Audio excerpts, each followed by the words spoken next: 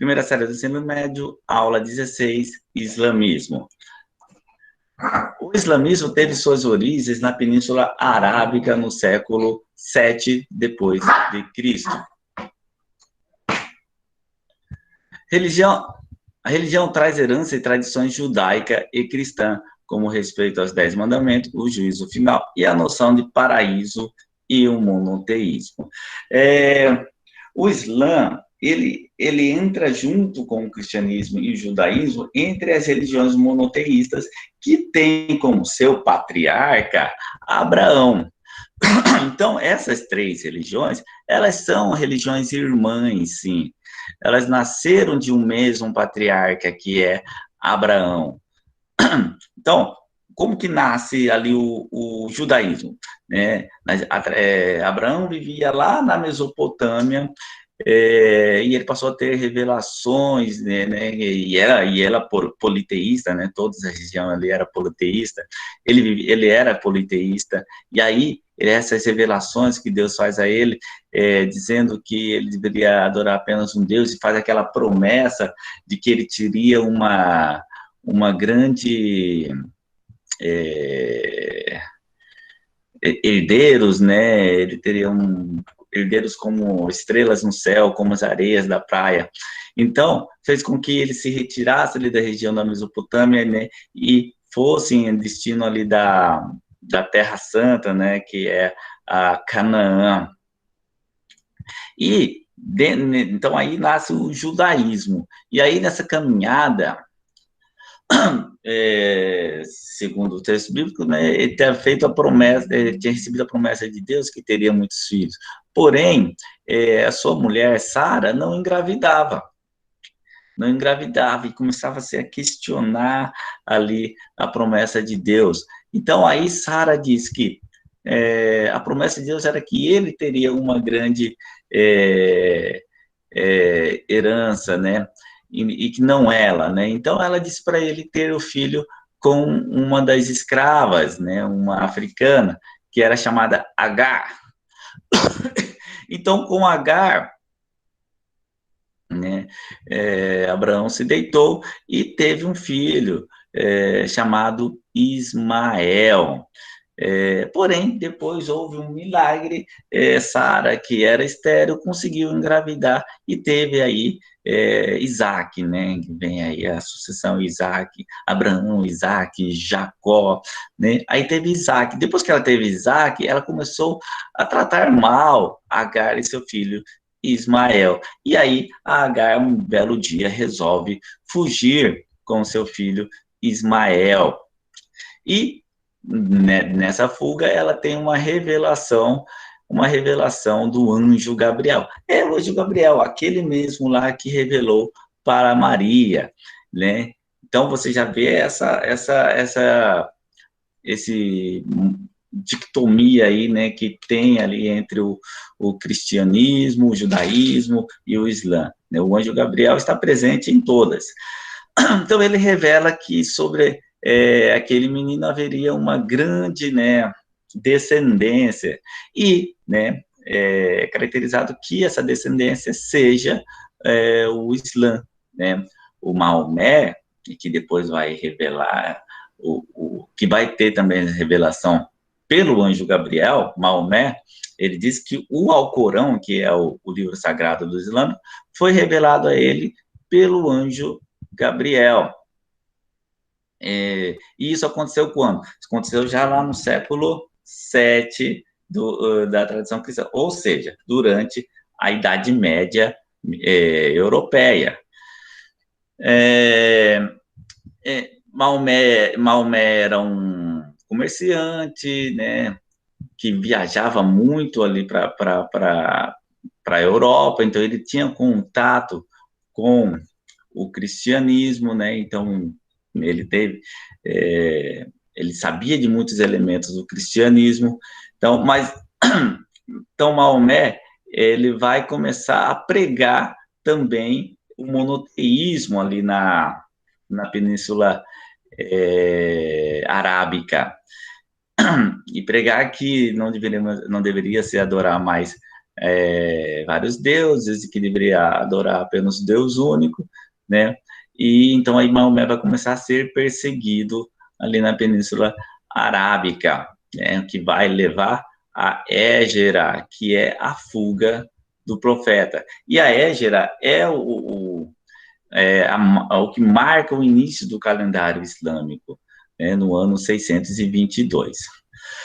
Maomé, profeta do islamismo, pregava a existência de um só Deus, Alá, e defendia a jihad, um esforço pela fé que encontra na guerra uma de suas possíveis ferramentas.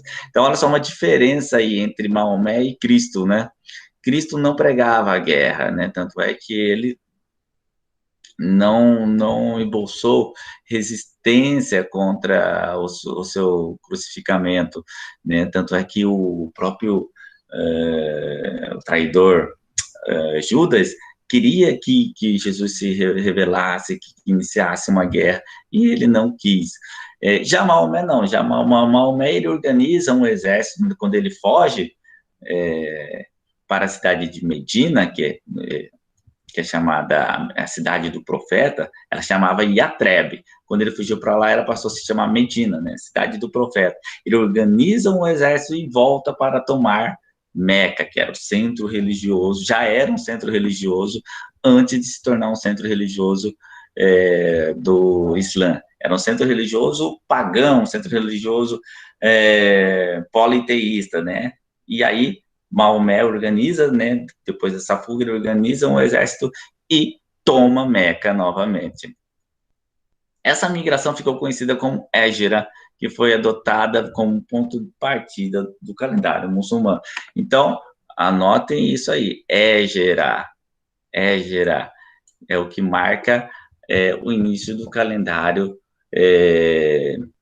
islâmico, né? É tão importante para o islamismo quanto para nós o nascimento de Cristo, né? O Natal. Na verdade, para o cristianismo, o ponto mais importante não é o nascimento de Cristo, mas é a Páscoa, né? Mas o calendário a gente conta, né, a partir do nascimento de Cristo. Em 1630, Maomé retornou à cidade de Meca e transformou no principal centro religioso do Islã. E até hoje, até uma das obrigações do islamismo é viajar pelo menos uma vez a Meca na vida. A Caaba, templo que contém a pedra negra sagrada das antigas religiões árabes, foi preservada como referência central do islamismo. Então, lá em Meca existe a Caaba, que é onde fica essa pedra preta, que, segundo alguns, é um meteorito que caiu na Terra, que era branco e foi ficando negro. Aí, segundo a tradição religiosa, ele foi ficando negro porque ele foi pegando os pecados da humanidade e aí, né, foi escurecendo.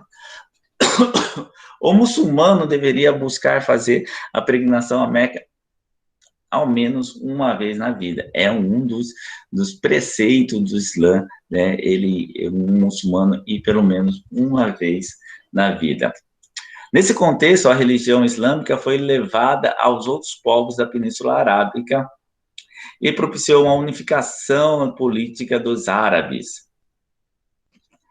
Após a morte de Maomé, disputas sucessórias provocaram uma divisão entre xiitas, que seguiam exclusivamente o Corão, ou ao Corão, e defendiam que o sucessor de Maomé deveria ser um membro da sua família, e os sunitas, que aceitavam a Sunna e o Corão como livros sagrados e preconizavam que a liderança poderia ser exercida por qualquer muçulmano virtuoso. Então, xiitas e sunitas, né, vão ser essa dicotomia que nós temos até hoje entre os muçulmanos, né? Xiitas são aqueles que acreditam só no Alcorão e os sunitas, né, já está no nome, acreditavam nas sunas, que eram os livros, uns apêndices do Alcorão, né, que foram escritos depois, né? Se fosse comparar com o cristianismo, seria como se fosse aquelas cartas apostólicas que vêm depois que Cristo já tinha morrido, né? Então, de dentro do cristianismo nós temos também essa divisão, né? Católicos e protestantes, alguns aceitam alguns livros, outros falam que, por isso que falam, tem Bíblia diferente de cada um. Então, lá eles também discutem isso, né? Os xiitas acreditam só no Alcorão, os sunitas acreditam nas sunas, no Alcorão e nas sunas, né? E também a sucessão. Os xiitas acreditavam que só um parente de Maomé que deveria assumir o poder depois da morte dele, e os sunitas, qualquer muçulmano virtuoso. E até hoje tem essa divisão de xiitas e sunitas, essa disputa entre eles.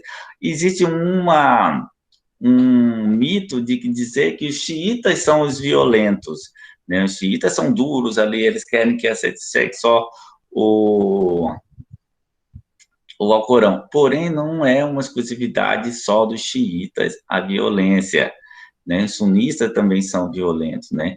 Então, mas, né, se tornou um sinônimo, né, de radical a palavra xiita, né? A gente vê em alguns textos a pessoa usa o termo xiita como sinônimo de radical, mas não é bem assim, não. Né? Os sunitas também agem de forma radical. Por exemplo, se eu perguntar para vocês, Saddam Hussein, né, que foi aquele ditador do Iraque, né, ele era islâmico, muçulmano e extremamente violento, ele era xiita ou sunita? Né? Se você seguir essa ideia, você vai falar que ele era xiita. Porém, não, ele era sunita. Então, não devemos levar ao pé da letra esse sinônimo aí de xiita ser violento e sunita, não. Né? A gente tem que analisar bem a fundo, então não vamos cair nessa pegadinha. Os califas, líderes políticos e religiosos, articularam a expansão muçulmana, tendo como justificativa a jihad, que é a guerra santa. Então, eles vinham conquistando não pela fé, pelo amor, e sim conquistando na guerra, militarmente, né? E aí eles iam formando os califados, né? Os líderes eram chamados califas.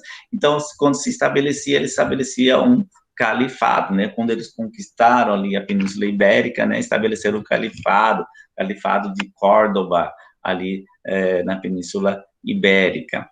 O domínio árabe expandiu-se pela costa do Mediterrâneo, chegando à Península Ibérica, por onde os árabes pretendiam avançar para a Europa Ocidental, que vivenciavam o Reino Franco, mas foram barrados na Batalha de Poitiers, no sul da França. Então, aqui está aquela parte que eu falei para vocês na aula sobre Império Franco, né? Quem que venceu eles foi Carlos de Martel, que ficou conhecido como o grande protetor da cristandade, salvador da cristandade ocidental, né? Já que já havia sido uma divisão entre os cristãos do Ocidente e os cristãos do Oriente, que é o cristianismo ortodoxo, lá da parte do Império Romano, do Oriente, do Império Bizantino. Então, você vê que não consegue avançar por causa aí do Império Franco, por causa da ação de Carlos de Martel na Batalha de Poitiers. Nas regiões prometidas impuseram o árabe como língua escrita, cunharam sua própria moeda, utilizaram-se de práticas administrativas herdadas do Império Romano e possibilitaram um desenvolvimento cultural marcado pela síntese entre tradições árabes, bizantinas, persas, indiana e grega. Então, conforme eles iam conquistando, eles iam enriquecendo a sua cultura. E olha só, nesse momento, né, nós estamos vivendo aí o século VII, a Europa estava fechada nos seus feudos, né? Enquanto a Europa estava fechada, o mundo árabe estava tentando conquistar o mundo. Então, eles são visões diferentes. A Europa, na Idade Média, ela se fecha. Já o Império Árabe, ele vai, né, tentando conquistar cada vez mais e expandir aí o Islã. Na esfera cultural, os árabes desempenharam um papel central na propagação da cultura grega durante a Idade Média. Por exemplo, no desenvolvimento da matemática, da astronomia, da medicina, da arquitetura e da química. Então, olha só que interessante. Quem vai expandir a cultura grega vai ser, né, os árabes, não a Europa, que estava ali fechada nos seus feudos e vivendo um período do cristianismo, onde se opunham ao pensamento clássico, ao pensamento dos filósofos da antiguidade.